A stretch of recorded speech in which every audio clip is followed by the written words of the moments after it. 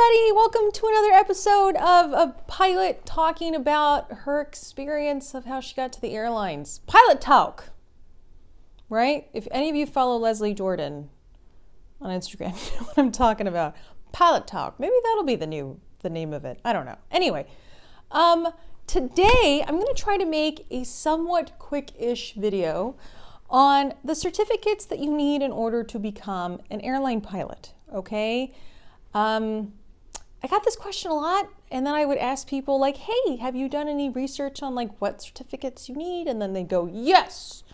And then they would tell me that you can get your private, and that means you can fly private jets. And that's not how this works because you need a type rating. But the guy was very argumentative and was, no, you can fly private jets after you get your private. You can't. We'll go over that, okay? Now, one thing, I don't have the regs in front of me, so this video is for entertainment purposes only, okay? So this is just a very brief outline. Go to your local flight school, pull up the FARs, you're gonna look under regs part 61, part 91, and that's gonna tell you all of your required hours. I'm just gonna do a very general outline so you can kind of get a feel of what it takes in order to become an airline pilot. So first things first, you get your private pilot license, okay? Private pilot licenses are really interesting. I have soloed people in 8 hours and I have soloed people in like 56 hours, okay? And they both became private pilots and they're both very good pilots. So for those of you that are like, no, I need to solo right now, it's okay to suck, first of all. And second of all, your instructor knows when to solo you, okay?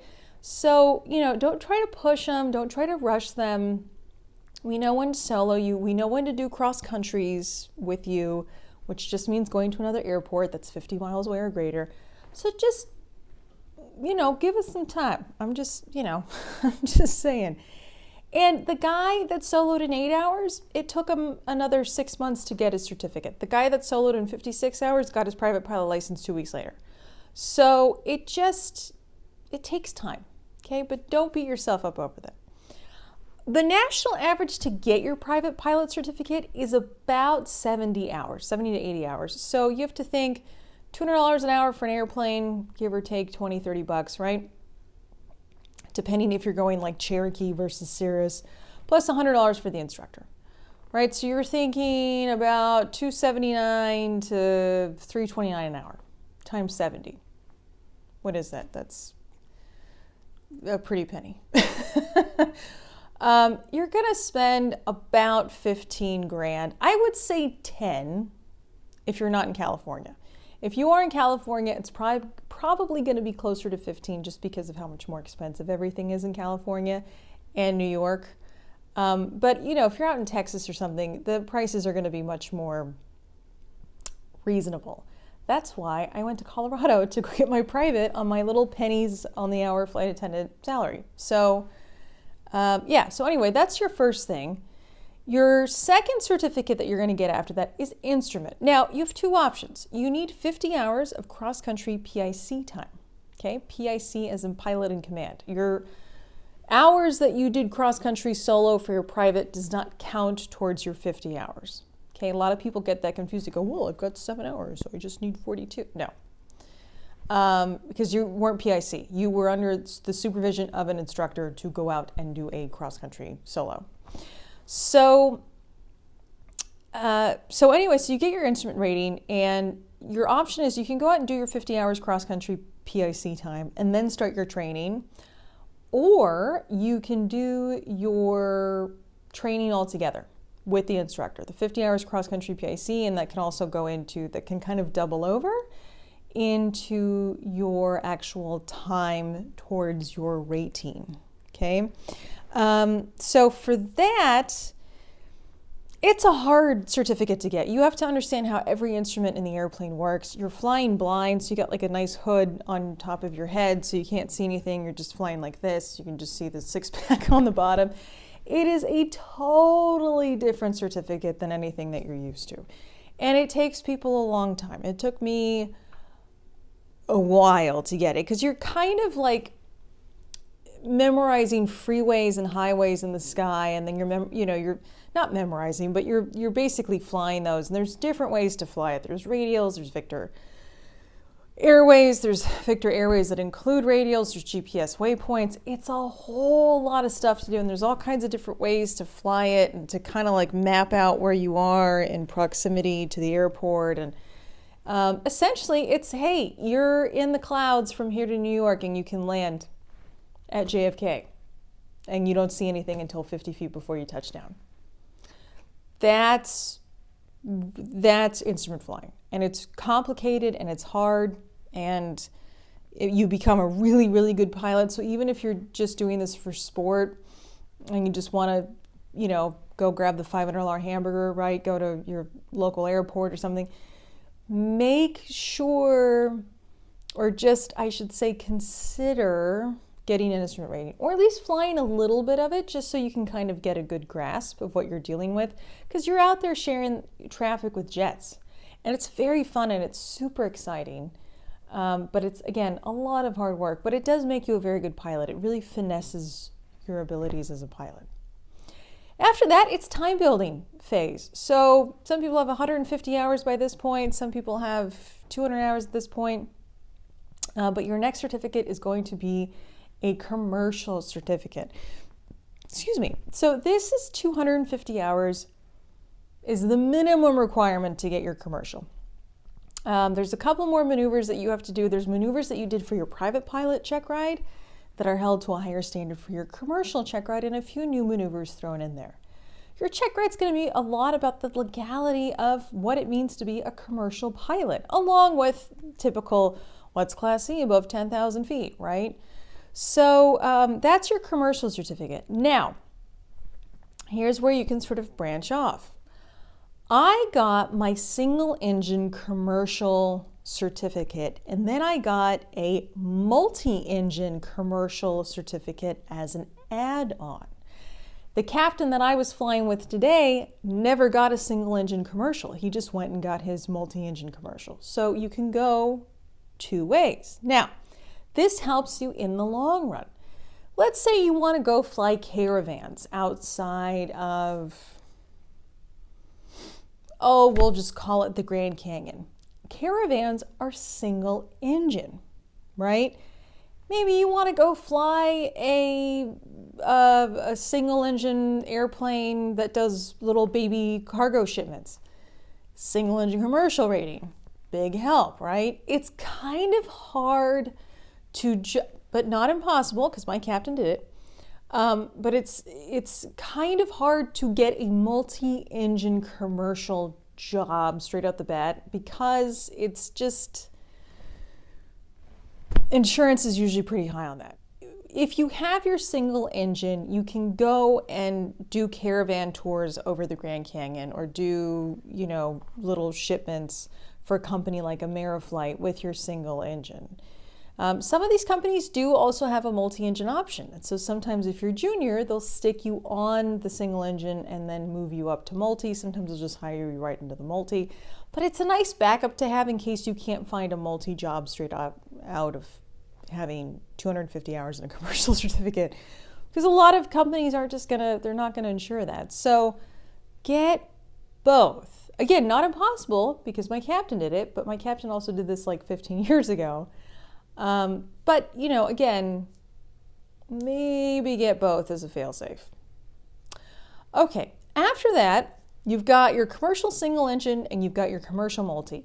What do you do now? Well, you've got options. You can go and find pipeline jobs. You can go, which is just you flying a little Cessna single engine, up and down pipelines all over the country. You can go do freight, like baby cargo operations. You can do banner towing. You could do like survey work. There's that as well. But here's the thing. At my airline, we had more 135 operators, the pipeline guys, the survey people who failed out of training. Some of them made it, I think one, made it because he was up in Alaska. And so you're always on instruments and you're always shooting approaches coming in. But some of these people did not know how to read a plate, an approach plate, which goes back to your instrument training. And that's a little bit of a problem because now you're doing everything a lot faster and now you're doing arrivals, which you kind of go over arrivals a little bit for your instrument, but you're not really shooting them because it's not, descend via, you're not taking your Cherokee up to 32,000 feet, right? And arrivals will, they'll drop you off, but it's kind of rare. I mean, if you go from Foxfield to Santa Monica, you sometimes get the Kimo 3, but that's one that I've shot in the LA Basin. So, so that's the only thing, is that if you do a primarily VFR job, all of those things that you learned in instrument, all of that finessing kind of goes away. And then you have to relearn approach plates, you have to relearn arrivals, you have to relearn what's descend via, climb via, or just climb direct. You have to remember what all of those mean. So you're kind of a couple months behind the curve as opposed to somebody who maybe taught instrument. So just watch out for those if you do go out and get a survey job. Keep your chops up in the instrument world. Lots of guys suffered because of that. We lost a lot of really good guys because they just sort of forgot about all of that.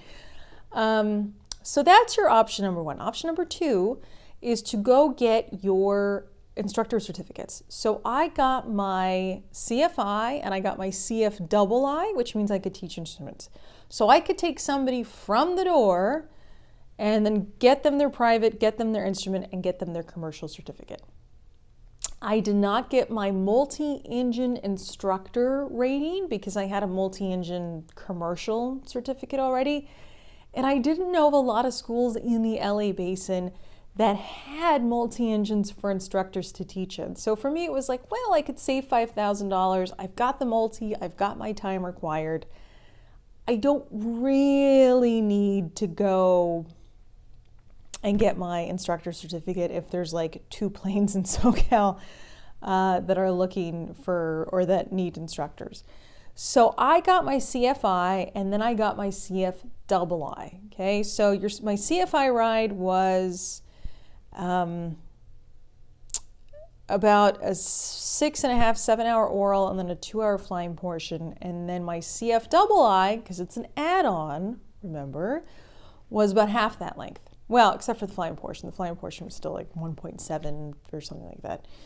And that was actually very beneficial because I was the only II at my school for like a year and a half, which was great because I got all of the people that wanted to learn instruments. So yeah, get your II. I know it's annoying and it's a lot of work and it's really hard, but get it because it helps you in the long run. And by the time you get to the airlines, you're like, I know all this stuff. I know I know how to read all this stuff. I know the little gotchas on all of the charts. So just, I highly recommend getting your II. Now, whether you get your instructor rating or whether you just stick with your commercial ratings, the goal at this point is to get 1,500 hours. And you can get 1,500 hours flying pipelines and banners, or you can get 1,500 hours with students trying to kill you in the airplane. Either way, 1,500 hours is 1,500 hours. Now, I also recommend getting your CFI because you learn so much more when you become an instructor. You really do. And you start sort of taking the synapses in your brain and you kind of start rewiring yourself so you can start teaching yourself things because you have to teach the same thing 20 different ways to 20 different people. So when I went through training at the airline, I had to teach myself systems because I've never flown a jet. So I'm hydraulic, what? And so you're going through all of these different or new or more advanced systems that you didn't have before in your career. And the nice thing about being a CFI is you can go, oh, I can actually teach myself how to do this, and I think it helps in the long run. Even if you get your CFI, but then maybe go out and fly pipeline or something, I think it helps quite a bit with the overall training. So that's it. That's pretty much all you need. Once you get your 1,500 hours, you can apply to your regional airline. And the main lines, Delta, United, American, what they want to see is that you can pass a 121 curriculum. There's a lot of people that have issues with 121 curriculums. There's a lot of Part 135 guys that never had to go through anything as strict as a 121 program, and that's totally fine. There are wonderful pilots out there, and some of them just don't like the airlines. Some of them go, oh my God, $150K and I get to fly a Gulfstream? Sign me up, right? I get it. But, you know, there's advantages and disadvantages to becoming an airline pilot versus, you know, Part 91. And that'll be a whole other video. But this was a basic blueprint of how to get to the airlines. So hopefully that answered some of your questions. Again, to summarize really quickly, it's private, instrument, commercial. These, you have two options: multi-engine commercial, which you have to get in order to get to the airlines, and a single engine commercial, which you should probably get as a fallback anyway. Then you have the option to go on and become an instructor, where you can get your CFI and then your CFII. Once you get a certain amount of time, you can either go to a Part 91 school or Part 91 school. You can go to a Part 91 job flying corporate jets. You can do Part 135. Or you could go and do Part 121 flying and go into the airlines like I did. So, oh, and jets, that's a type rating. That's a whole different thing. So no private pilot doesn't mean you get to fly private jets with those 72 hours under your belt. So there you have it. So yeah, hopefully you enjoyed this video. If you have any questions, let me know. Don't forget to like and subscribe. And I'll see you in the next one. Bye-bye.